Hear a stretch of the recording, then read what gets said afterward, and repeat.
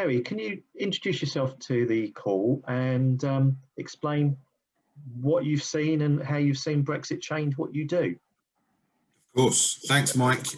Great to be invited and involved today.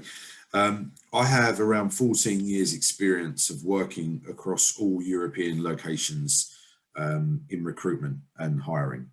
So primarily my skill set and functional area is closely connected to supply chain, logistics, distribution, purchasing, manufacturing, and to some extent, some HR positions as well. From an industry perspective, I'm cross-industry, so I see different trends across the industrial sector, the consumer goods, the chemicals, the pharmaceutical sector, and also service industries as well. I tend to focus on the mid to senior level roles as well, which are positions that are usually quite impactful on organizations, especially through reorganization, transformation, and change, which is obviously been a hot topic for many years and even more so right now. So I feel as we've been closely connected to this world for the last 14 years, we've seen common trends when there's been, challenges like Brexit, the financial crisis we had at the end of the 2008, 2010, and obviously in more recent times in COVID. So from our side, from what we're seeing or what we've always seen is that recruitment and hiring is usually a good barometer of what's actually happening in the economy. Usually when things are challenging, regardless of the skill set or the function or the level, if there's an issue from a political perspective or something like Brexit or something like COVID, you see that hiring becomes the sort of least priority. It's more about retention of their people and adapting to the new ways of working. And Brexit is one example of that as well, where what we have seen is that whilst it's come at the time of COVID, it's sort of crept under the radar, the Brexit challenges, and most companies have been prioritizing COVID challenges and how they manage that.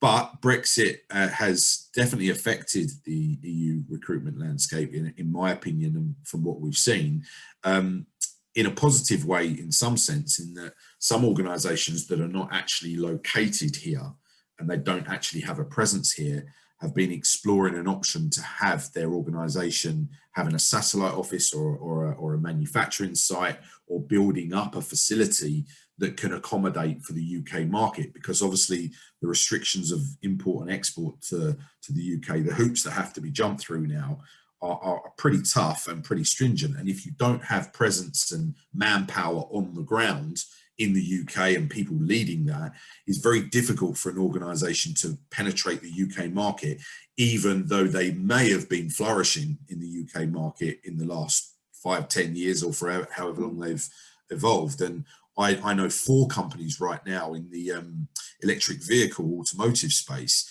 that are currently sourcing candidates in the UK to work for their business. They're still trying to source a location to put their business in the first place, and they're going to need the skills and the labour from the UK workforce. So there is going to be an increase in demand of certain skills and certain expertise, especially on the technical side in the engineering space, and especially closely connected to electric vehicle and autonomous driving, which is also a real hot topic in the industrial manufacturing world.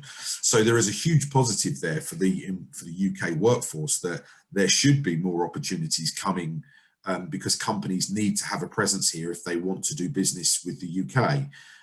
For those companies that are already based here, their restrictions are transporting their goods out. So if they're predominantly a UK organisation, moving their products out is there's a few more restrictions, obviously, because of the Brexit landscape, which has had a bit of an effect of the amount of demand that they have from their customers, which has had a slightly negative effect on the hiring, in the sense that they don't need as many people as they did before, because the orders are slightly lower, because they were relying on maybe Germany or France to buy their products.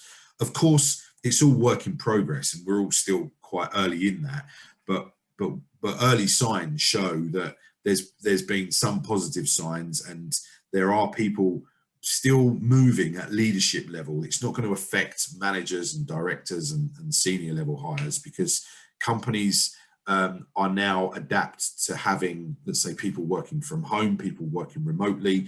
They don't necessarily have to be on the ground in some of their roles. So there's been an element of flexibility from organizations of the type of people they hire. There's not been as many restrictions from what we can see. And we've also seen that there's been a huge demand in January for staff all over Europe.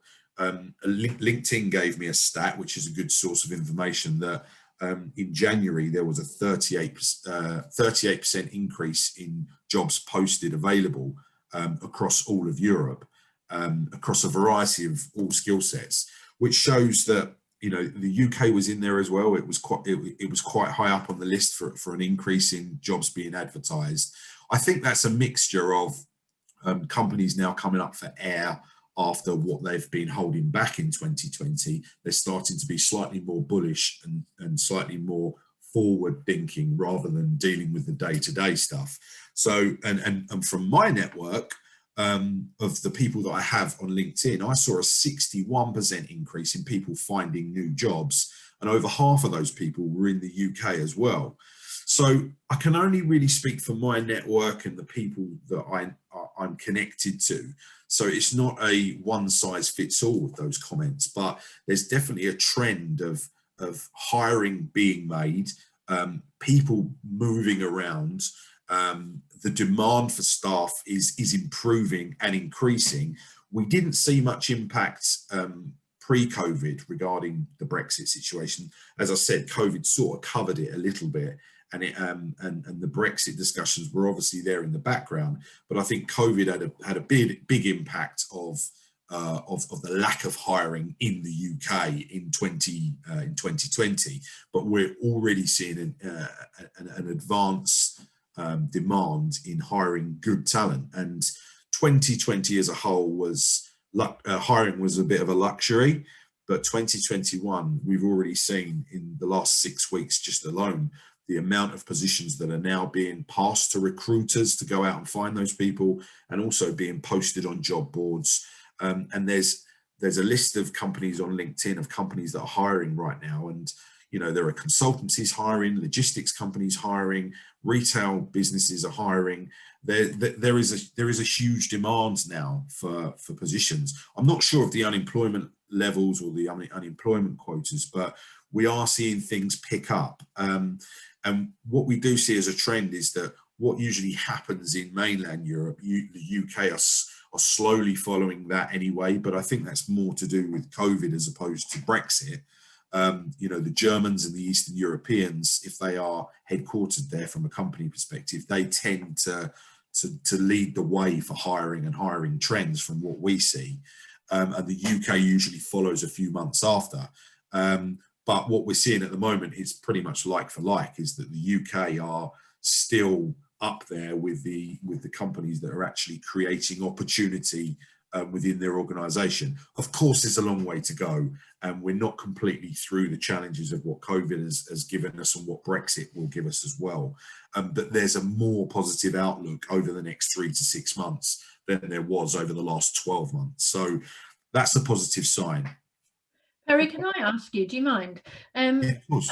Have you seen with the roles that you're recruiting for increased numbers of applicants? Oh, yeah, Tracy, it's especially last year, yes, because there was a lot of immediate casualties of potentially Brexit and obviously COVID. What I would usually see, let's just say, for an example, a supply chain manager or a logistics manager in a business, if that job was posted on the internet, you usually can see some sort of statistic of the applications, especially on LinkedIn, and it was rising up to 600-700 applicants for a typical role like that. Now, if you rewind 12 to 18 months prior, you may get 200-300 at absolute maximum.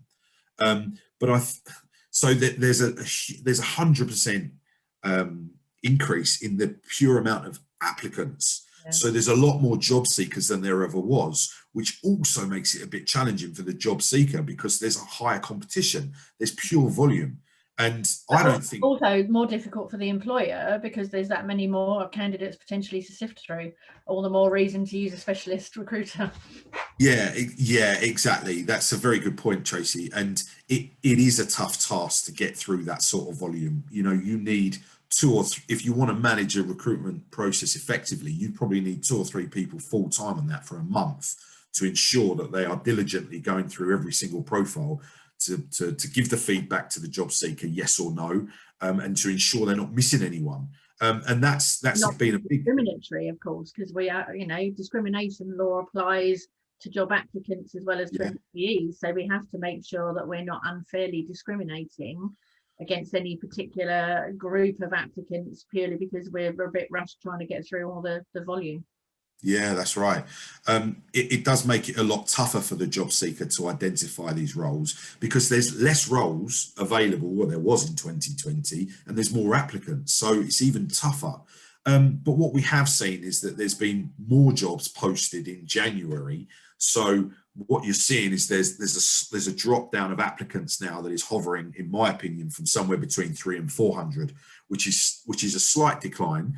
But what we are seeing is that people are getting new jobs, people are changing, people are moving, and people are it's a bit like a domino effect. Once the company starts to hire someone, that you've got to find that potentially from somewhere else, and it's a bit of a jigsaw puzzle as everybody starts to move around. It's a domino effect that is quite a positive note on the activities of hiring, and it also means that there are opportunities coming up. And what companies are doing right now, Tracy, is that they've lived through the challenges of whatever 2020 was, whether it was Brexit related or COVID related, and we're a lot more educated of probably when things will start to get to a slight normality, whatever that means.